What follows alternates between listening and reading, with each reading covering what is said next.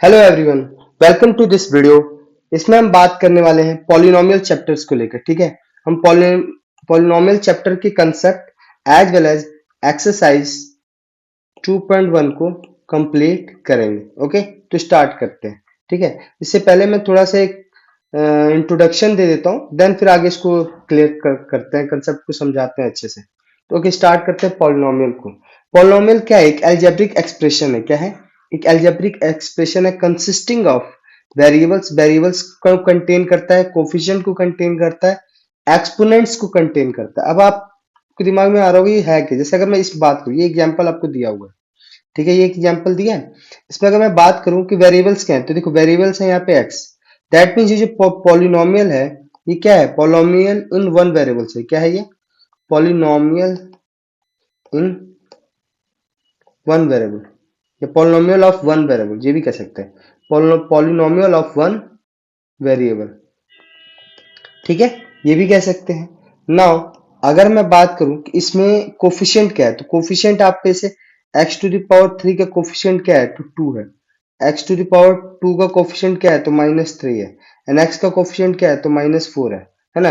और 5 क्या है? कांस्टेंट टर्म है। क्या है? कांस्टेंट टर्म है। ठीक। और अगर मैं बात करूं कि भाई एक्सपोनेंट किसे कहते हैं, तो ये एक्सपोनेंट है जो आपका ये डिग्री देख रहे हो आप, पावर, ये जो पावर है, यही क्या है आपका? ये एक्सपोनेंट है। क्या है? एक्सपोनेंट है।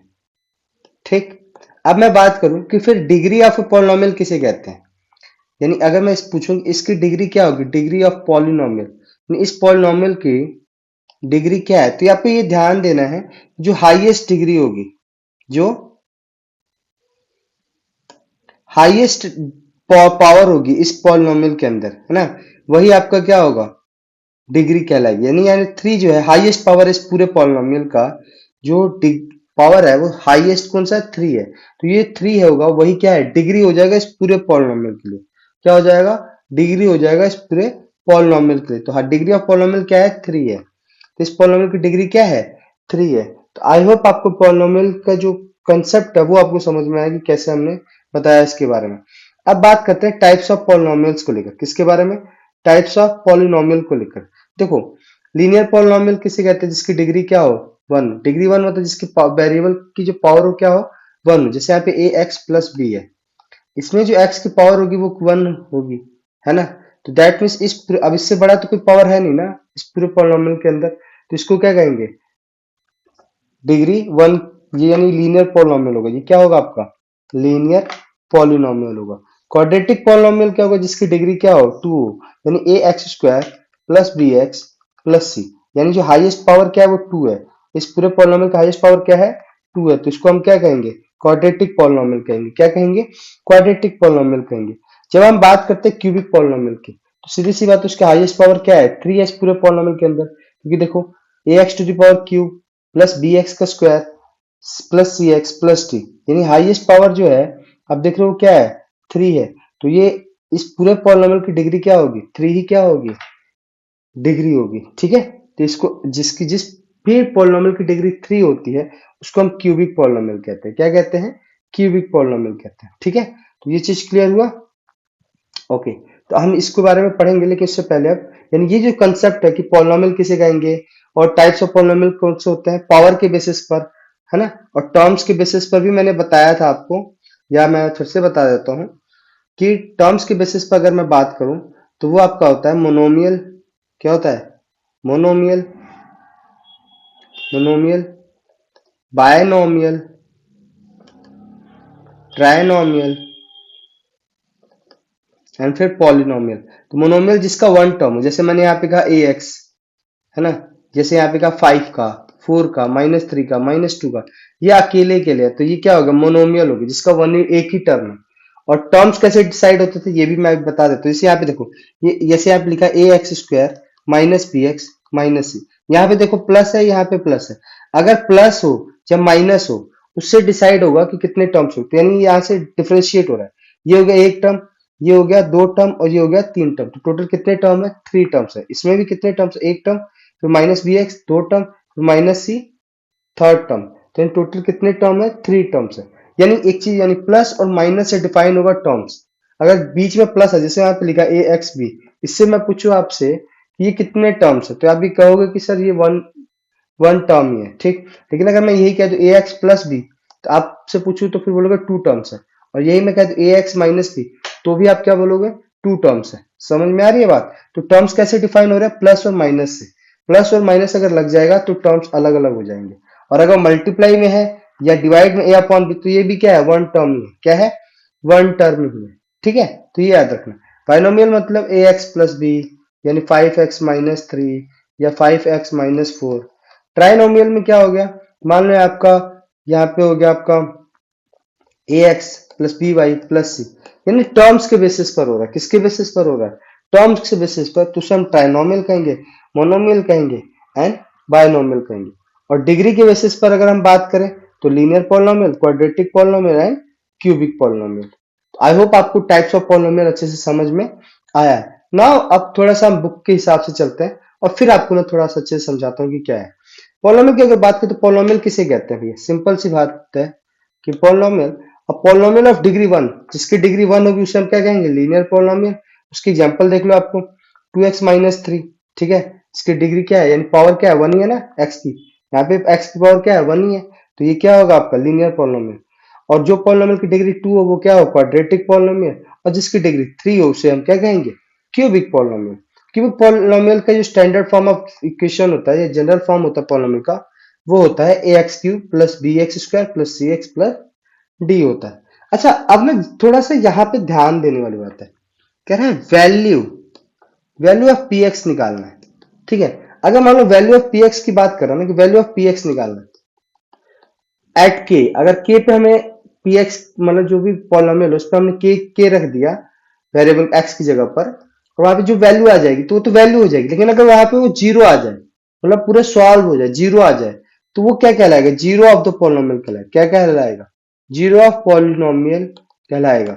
और फिर वैल्यू भी होगी, वैल्यू क्या आ रही है उस पॉलिनोमियल की, जीरो आ रही है। और जीरो क्या है उस पॉलिनोमियल का, क्या है, जीरोज है। क्या है, जीरोज है, मतलब रूट कह सकते हैं। ठीक है, सिंपल भाषा में कि क्या होगा, यहाँ पे जीरो ऑफ ए पॉलिनोमियल होगा अगर पी क्या आ जाए, पीके की वैल्यू क्या आ जाए, जीरो आ जाए। ठीक है, तो वही चीज है। जीरो ऑफ लीनियर पॉलिनोमियल को हम निकालते हैं, यानी a x plus b equal to minus b upon a, ये फॉर्मूला होता है। इसको हम थोड़ा सा अभी आगे मैं समझाऊंगा, अभी आपको इतना समझना था। अब बात करते हैं geometrical meaning of the zeros of polynomials के ऊपर। देखो, चलिए थोड़ा सा ध्यान देना, ये बहुत इंपॉर्टेंट पॉइंट कहने जा रहा हूँ, ये इंपॉर्टेंट पॉइंट है। ठीक है, इसको थोड़ा सा नोटिस करना, क्योंकि कभी कभी क्या आता है, ये सब चीजें ना दिमाग में रहती नहीं है। यहाँ पे क्या कह रहा है, zero of linear polynomial is related to its coefficient, तो इससे हमें कोई मतलब नहीं है। हमें geometrical meaning of zeros of polynomial पे डिस्कस करना है, ये इंपॉर्टेंट है और यही इस एक्सरसाइज से रिलेटेड भी है। ठीक है, जैसे अगर बात कीजिए लीनियर पॉलिनोमियल है, क्या है, लीनियर पॉलिनोमियल का इक्वेशन है, लीनियर पॉलिनोमियल का ये ग्राफ है एक तरीके से। ठीक है, जैसे आप देखो y equal to two x plus three, linear polynomial है क्योंकि हाईएस्ट डिग्री क्या है, वन ही है। ठीक, तो अब आपसे पूछा जाए कि ये सॉल्यूशन क्या, मतलब सॉल्यूशन क्या, यार देखो सिंपल सी बात है कि अगर ग्राफ के हिसाब से मैं बता रहा हूं, अगर मान लो चाहे वो लीनियर पॉलिनोमियल हो, चाहे वो लीनियर पॉलिनोमियल हो, चाहे वो क्वाड्रेटिक पॉलिनोमियल हो, ठीक है, चाहे वो क्यूबिक पॉलिनोमियल हो, कोई भी पॉलिनोमियल हो, अगर ग्राफ के रिगार्डिंग यानी ग्राफ के अकॉर्डिंग, अगर ग्राफ में वो एक्स एक्सिस को काटते हुए नहीं जा रहा है, कहीं से भी एक्स एक्सिस को काटते हुए नहीं जा रहा है, तो उस पॉलिनोमियल का सॉल्यूशन नहीं है, मतलब कोई जीरोज नहीं है, कोई जीरोज नहीं है। जीरोज मतलब सॉल्यूशन हो गया है ना, कोई सॉल्यूशन नहीं है, मतलब जीरोज का मतलब क्या हुआ कि लाइक हमने ऐसे यहाँ पे लिखा है कि y equal to two x plus three. अब यहाँ पे हम ऐसा कर देते हैं कि मान लो कि x, यहाँ पर हम ऐसा कुछ नंबर रख दे, कौन सा नंबर रखें, यहाँ पे फोर रख दें, या y इक्वल टू, रुक जाओ एक मिनट, के रखते तो -3/2, यानी x की वैल्यू अगर हम -3/2 रखेंगे तब जाके हमारा -3/2, अगर ये वैल्यू आ रही है, मतलब इसको सॉल्व करते हैं, यानी अगर y equal to -3/2 plus three रखते तो ये टू टू कैंसिल हो जाएगा, -3 + 3 जीरो, यानी y की वैल्यू क्या आ रही है, जीरो आ रही है, आ रही है ना जीरो। तो अगर ऐसा हो रहा है, मतलब सॉल्व करने पर, x की वैल्यू पुट करने पर y की वैल्यू क्या आ जाए, जीरो आ जाए, क्या आ जाए, जीरो आ जाए, तो वही क्या कहलाता है, जीरोस कहलाता है। क्या कहलाता है, जीरोस कहलाता है। क्या कहलाता है, जीरोस कहलाता है। तो ये ध्यान देने वाली बात ये है कि मान लो कि अगर y की वैल्यू हमने, x की वैल्यू हमने कुछ भी पुट करी, और और वो जो ग्राफ के अंदर जो लाइन हम ड्रॉ कर रहे हैं, वो अगर x एक्सिस को नहीं काट रहा है, x एक्सिस को कट नहीं रहा है, यानी काट नहीं रहा है, तो सीधी सी बात है, उसका कोई जीरोज होगा नहीं, उसका कोई जीरोज है ही नहीं, मतलब नो सॉल्यूशन का केस आ जाएगा। क्या आ जाएगा, नो सॉल्यूशन का केस आ जाएगा। ठीक है, हमेशा याद रखना, चाहे वो लीनियर हो, चाहे क्वाड्रेटिक हो, चाहे क्यूबिक हो। मान लो अगर मैंने यहाँ पे ऐसे लाइन ड्रॉ कर दी, मैं आपसे पूछूं क्या ये सॉल्यूशन दे रहा है, नहीं दे रहा है, ये जो ग्राफ है, ये लाइन है, ये सॉल्यूशन नहीं दे रहा है। क्या ये सॉल्यूशन दे रहा है, तो हाँ दे रहा है, क्योंकि ये यहाँ पे क्या है, कट कर रहा है, एक्स एक्सिस को क्या कर रहा है, कट कर रहा है। कहाँ पे कर रहा है, -3/2 पे।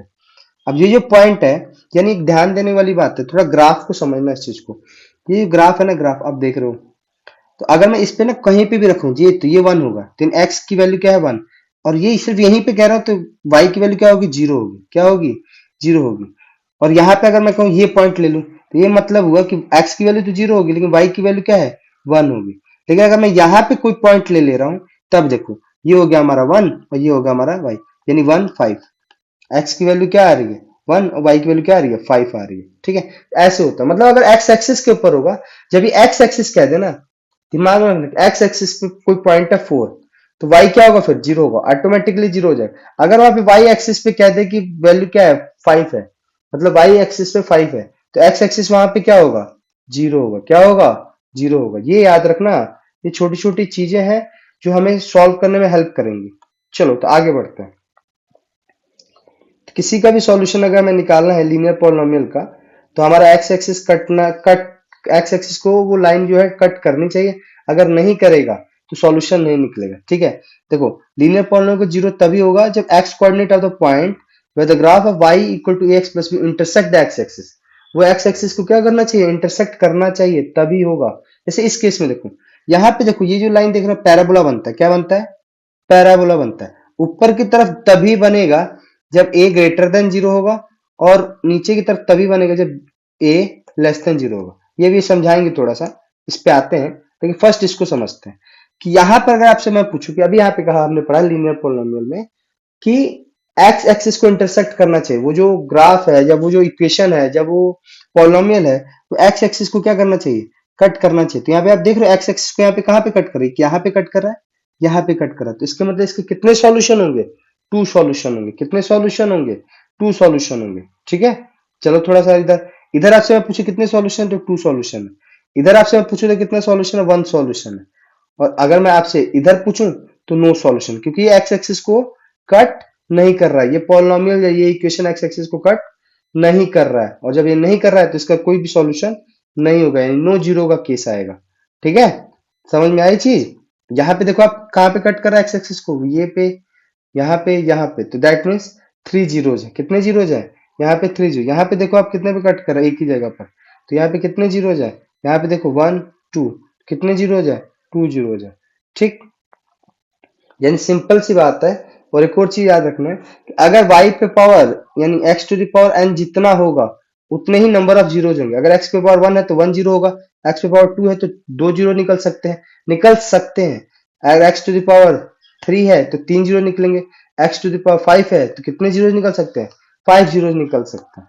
ठीक है, तो ये है बेसिक सी चीजें जो मैंने आपको समझाई, बहुत ही इंपॉर्टेंट है ये आपको बोले, और ये एक्सरसाइज इसी से हो जाएगा। बट मैं आपको और कुछ चीजें बताऊंगा। जैसे अभी हमने बात करी कि पैराबोलास के बारे में बात करी, किसके बारे में बात करी, पैराबोलास के बारे में बात करी।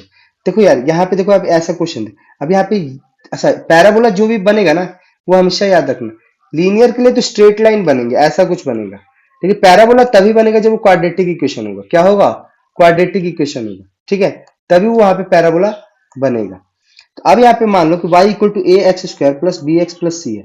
अगर a ग्रेटर देन जीरो है, मतलब a की वैल्यू 1 आ रही है, 2 आ रही है, 3 आ रही है, 4 आ रही है, 5 आ रही है, ये अगर आ रही है, तो सीधी सी बात है कि वो अपर साइड में बनेगा। पैराबोला क्या बनेगा, अपर साइड में बनेगा, है ना, अपवर्ड बनेगा। क्या बनेगा, अपवर्ड बनेगा, है ना। लेकिन अगर मान लो कि ए की वैल्यू लेस देन जीरो है, मतलब ए की वैल्यू क्या आ रही है, -1 आ रही है, -2 आ रही है, -3 आ रही है, -4 आ रही है, -5 आ रही है, whatever, तो वो हमारा नीचे की तरफ बनेगा, डाउनवर्ड बनेगा। पैराबोला कैसा बनेगा, डाउनवर्ड बनेगा। ठीक है, तो ये केस होता है। ठीक, समझ में आई बात। अब ये कैसे आएगी भैया ए की वैल्यू, वो हम क्या करेंगे, जब हम एक्स की वैल्यू पुट करेंगे तो ए की वैल्यू फाइंड आउट करेंगे और फिर वहां से निकालेंगे। वो आगे करेंगे, अभी वो अभी हमें नेक्स्ट एक्सरसाइज में करेंगे। अभी जितना हमें करना था वो मैंने आपको समझा दिया। चलो तो अब आगे बढ़ते हैं। इसी बेसिस पे कुछ क्वेश्चंस भी करने हैं, तो यहाँ पे हम थोड़ा सा ग्राफ ऑफ लीनियर पॉलिनोमियल का पढ़ लेते हैं। ये क्या बनेगा, एक स्ट्रेट लाइन बनेगा। इसकी डिग्री कितनी है, अगर मैं आपसे पूछूं डिग्री, लीनियर पॉलिनोमियल की डिग्री क्या होती है, 1 होती है। जीरोस कितने, एक ही जीरोस होगा जो कि एक्स एक्सिस को काटते हुए जा रहा है, तो वहां पे एक ही जीरो आएगा। यहाँ पे देखो, आपसे मैं पूछूं एक्स एक्सिस को काट रहा है, हाँ भैया दो जगह पे काट रहा है, दो जगह पे काट रहा है, तो ये क्या हुआ, डाउनवर्ड हुआ, क्योंकि ए लेस देन जीरो है। यहाँ पे क्या है, ए लेस देन जीरो है, और यहाँ पर क्या है, ए ग्रेटर देन जीरो है। दूसरा केस ले लो, यहाँ पर कितने सॉल्यूशन है, तो वन सॉल्यूशन है। कितने सॉल्यूशन है, वन सॉल्यूशन है ना। और ये किसका, परफेक्ट स्क्वायर का केस होता है, x square minus x square, ऐसे केस तभी बनते हैं जब परफेक्ट स्क्वायर का केस बनेगा। थोड़ा सा ध्यान रखना, जीरो से जब कटते हो जाएगा ना तो परफेक्ट स्क्वायर का केस होगा। ठीक है, तीसरा, यहाँ पर कहीं से भी एक्स एक्सिस को इंटरसेक्ट नहीं कर रहा है तो इसका कोई सॉल्यूशन नहीं है, या नो जीरोस, कोई जीरोस नहीं है। ठीक, अभी लीनियर का हमने फॉर्मूला पढ़ा, क्या होता है a x plus B, relationship आगे पढ़ेंगे हम, इसलिए मैं अभी एक्सप्लेन नहीं करूंगा। अभी मैं बस आपको जो बेसिक इससे रिलेटेड, चैप्टर से रिलेटेड है वो मैं समझा रहा हूँ। A x square plus a x plus b, a x cube plus a x square, a plus a x plus b, वट जो भी दे रखा है यहाँ पर उससे आप समझते हैं। तो ये हो गया आपके फॉर्म हो गए। ये रिलेशनशिप हम नेक्स्ट वीडियो में पढ़ेंगे, नेक्स्ट एक्सरसाइज में करेंगे। ठीक है, थोड़ा सा बातें इस पर, मैं आपसे पूछूं कि इसमें कितने जीरोज हैं। देखो ये एक्स एक्सिस को काट रहा है, नहीं ये वाई एक्सिस को काट रहा है, तो इसका मतलब यहाँ पे कोई भी सॉल्यूशन नहीं है। नंबर ऑफ जीरो जीरो, यहाँ पे कहा एक बार ही कट रहा है तो एक सॉल्यूशन हुआ, मतलब वन जीरो हुआ। यहाँ पे कहा पे एक दो, तो दो सॉल्यूशन हो गए इसमें। यहाँ पे कितने हो गए, दो हो गए। यहाँ पे एक दो तीन चार हो गए। यहाँ पे कितने हो गए, एक दो तीन, कितने जीरो हो गए, तीन जीरो हो गए, है ना। तो इस एक्सरसाइज में इतना ही था, एंड आई होप आपको कंसेप्ट समझ में आया होगा। एंड इसी के साथ इस वीडियो में इतना ही। अगर अच्छा लगा हो तो प्लीज सब्सक्राइब, बेल आइकन को दबा दो यार। आगे बढ़ते हैं फिर, थैंक यू।